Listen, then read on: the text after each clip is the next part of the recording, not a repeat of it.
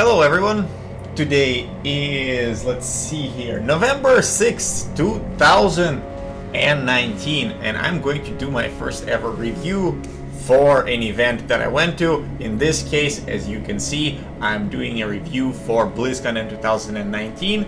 I have attended it through the virtual ticket, and it was quite the event. I loved it. It was wonderful. The quality of the event is phenomenal. There was no issues with images or, I mean, the videos, and there was no issues with just watching. There was barely any lag, and the scope of the event is huge. There were people from many countries in there, and the announcements were, while expected by some, we didn't know that we were gonna get the get the surprises that we got until the announcement. So the first thing, of course, is the announcement of Diablo 4.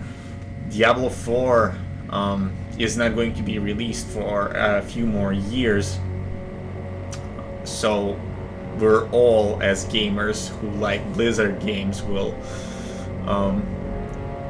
watch it and anticipate it and see when they're going to give us the actual beta to play. The demonstration was given to some of the prominent members of the community, like Kriparian was playing it, and I watched him play that on Twitch. That was quite fun. So Diablo 4 looks very promising. They mixed up Diablo 2 and Diablo 3 a little bit, but definitely the skill trees that have been shown are more similar to what Diablo 2 had to offer in terms of how the characters will be progressing, and this is something that is nostalgic, I would say. The graphics quality and the quality of characters is great, even from the current look of Diablo 4. So it definitely looking forward to playing it. It's going to be good when it comes out. The environment is much darker, much grittier. The cinematic, I think it's called By 3 They Come, I can't quite remember the name of it, but the feel of Diablo 4 is definitely more like Diablo 2. I would even say Diablo 1 in terms of its terrifying nature. Definitely not a cinematic for children to watch, but very, very well done. I personally liked the most, I would say, looking at the developer panels and the discussions of how they create the game itself and what the amount of work that goes into the game being created. It's quite phenomenal. Gives me even more reason to respect game developers and game creators. Personally, I do have programming experience. Actually, that's what I do by trade, so I can relate to them on many levels. But yeah, Diablo 4. Many people are waiting for it. It's gonna be good. We believe in you, Blizzard. We do. Not really about a belief even. It's just that I trust the products that they make, and so far they haven't disappointed too much. Actually, Alan Brack, the president of the company, started off real well by addressing the community issues and things like this. So it was a good way to open the ceremony, to address the community, as Blizzard always done in all the BlizzCons that I've been to. I've been to several of them, all of them virtually. The next announcement we had was Overwatch 2, which was exciting. and the fact that people get to port everything from Overwatch 1 into Overwatch 2 in terms of skins and looks, that's a very good addition, a very good change of what it needs to be a sequel, like the idea that they've pitched in terms of moving assets from one game to another. And I really liked how they altered the characters a little bit to make them look older, just a little bit older, and changed the suits. Actually, maybe not older, but just change the suits of the characters, which I suppose does constitute the fact that they have moved on to something else. But yeah, Overwatch 2 is a great announcement to have. Shadowlands for World of Warcraft cinematic was phenomenal when Sylvanas just takes the Lich Crown. Spoiler alert! But if you haven't watched it, I'm just gonna say, just go and watch it. I might actually post links to the videos. I'm recording this live, and I hope I'll have time to edit this and give credit to people by posting their videos so that you can go and check them out. And if you like it, then, you know, subscribe to me and check out my content. But yeah, cinematic for WoW Shadowlands was impressive in many ways, when the reality itself seems to be getting shattered. That's as much as I will tell, but if you haven't watched it, then go watch it. What else was there? I think that's about... Oh, well, I haven't seen all of the virtual ticket stuff yet. Maybe there was more content regarding Warcraft 3 Reforged, but as you can see today, the undead have been added to the beta, and I am currently uploading a video with some of the impressions and playthrough of the undead. We're supposed to have, or I think according to the community, the night elves will be given to us soon. So this is also interesting. I'm definitely enjoyed looking at all the units and all the new little additions that we've gotten.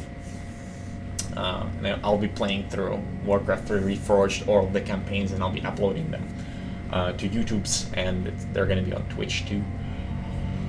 So yeah, what else was there? We've had wonderful performances. Cardboard was animating on stage, which was fun. Then we've had Haywire and Glitch Mob was performing an excellent closing ceremony. You could tell that they've known about the Diablo 4, and they've put together a wonderful show with all the effects and things like this. If you haven't gotten to check out the virtual ticket, then, and you have, you know, some money to spare, then go do it. It's fun. Although some of the content will be available online in like a year or two, maybe even sooner. The competitions were certainly wonderful. I mostly watched StarCraft 2. I was rooting for Serral, but there was this, you know, ZVZ between Serral and Raynor, which it was gripping, you know, to watch them battle out. And in the last game, when it was like 2-2, both of them, you know, had a victory. I think Serral was up 2 games, and then Raynor... No, wait. I think... Was Raynor up 2 games first? I can't remember. One of them was 2 games up, but then the other one came back. But it's ZVZ, so you can't expect a mirror matchup with an aggressive race to go any differently. But, you know, they play their hearts out. It's wonderful. It's wonderful to watch, and the finals was also a ZVZ, but that ZVZ was, to somebody who doesn't know, Z stands for Zerg, and Dark, much more experienced player than Raynor, so on top of that, Raynor was playing before dark. He was much more exhausted and tired. And I think that definitely had to do with the way he performed in the grand finals. The tournament itself went from early afternoon until like 1 a.m. So everybody was just tired, but everybody played their hearts out. It was good. Commentators did a good job. Yeah, it was wonderful to watch. So overall, Blizzcon 2019 turned out to be quite the event. I'm personally hoping to get Diablo 3 in, or Diablo 4, I'm sorry, in 3 years, 2 years maybe. The game director, Luis Barriga, his name is. Yeah, I'm looking some of the notes up on the side here. Had to write them down, but I gotta give credit to people. What can you do? Yeah, he talked about a lot of the concepts of the game, so that was engaging for sure, for sure. And I hope that in the next year there will also be BlizzCon. I think they skipped a year or two in the last 5 years or something like that. I can't quite remember, but I hope that in 2020 we get another big update. Hopefully the next, if the rumors are true, then we're going to get 2 more classes in Diablo 4. It feels strange to say Diablo 4 out loud, but here it is. It's been announced, and my assumption is that since the events of Diablo 4 are happening several years after the events of Diablo 3, we might have to either work together with the Nephilim, or the heroes of the previous story, or we get to actually fight the Nephilim. We have not fought Imperius, so Imperius has to be somewhere in the picture. If he's not, it'll be a little disappointing. But yeah, I'm looking forward to seeing how this all unveils. Obviously, since the game is called Diablo, we're gonna have to fight Diablo again. But the whole idea that both angels and demons are not necessarily, there isn't necessarily like a good versus a bad, but both factions are, they're not really rooting for humanity too much, because humanity has upset the Angiris Council and has upset the demons of the underworld that have formed from the flesh of the dragon. I don't remember the name of the original 2 entities. The entity that represents light and entity that represents darkness. I can't recall their names, but you know, they battled it out, and then out of the flesh of the, I think it was the enormous dragon, the seven evils have emerged. 3 of them being the primal ones. Or prime, not primal, prime evils. So we're gonna see how that story unveils, and Druid, being able to play Druid, this is something I'm looking forward to for sure. Actually, I'm gonna be playing all the classes. Can't wait to see how they're gonna handle runes and the skills, and how runes and skills interact, and the idea of synergy is coming back is something that is wonderful. What else do I want to talk about? I think that about covers it. Yeah, I'm just gonna wait and watch for the